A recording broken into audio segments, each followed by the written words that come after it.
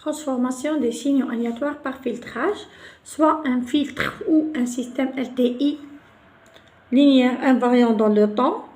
Donc avec une entrée X de T, signal aléatoire SSL. La sortie Y de T, ça sera encore un signal SSL.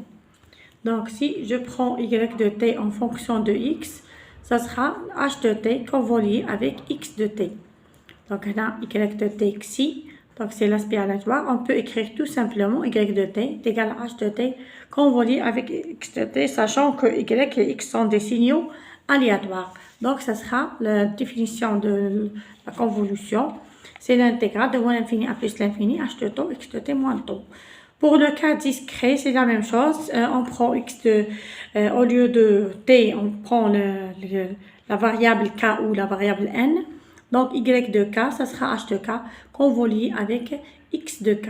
Ça sera la somme de moins l'infini à plus l'infini H de N, X de N moins K. Pour calculer la moyenne de Y en fonction de la sortie, en fonction de l'entrée, donc c'est la moyenne statistique de Y égale la moyenne statistique de H de T convolé avec X de T. Je mets directement la définition de la moyenne.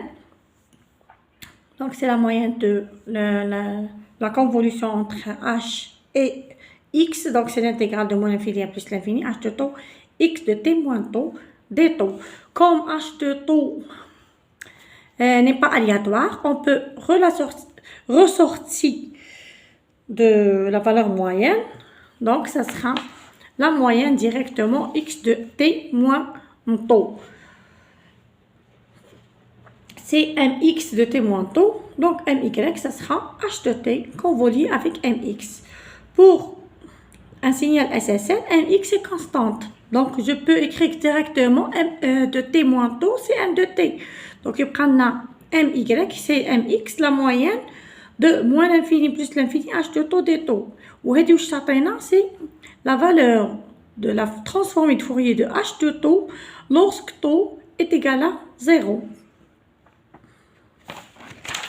Pour calculer la fonction autocorrélation et la fonction intercorrélation, donc avec le même aspect, Rxy, c'est h de k convolé avec Rxx de k, le cas discret. Donc Ryx de k, ça sera h étoile de moins k convolé avec Rxx de k. Donc Ryy, ça sera h de k si on remplace Ryx. H de k fois h convolé avec h moins k convolé avec Rxx de k. Donc, on peut montrer cette relation. Si on introduit la transformée en Z pour calculer la DSP,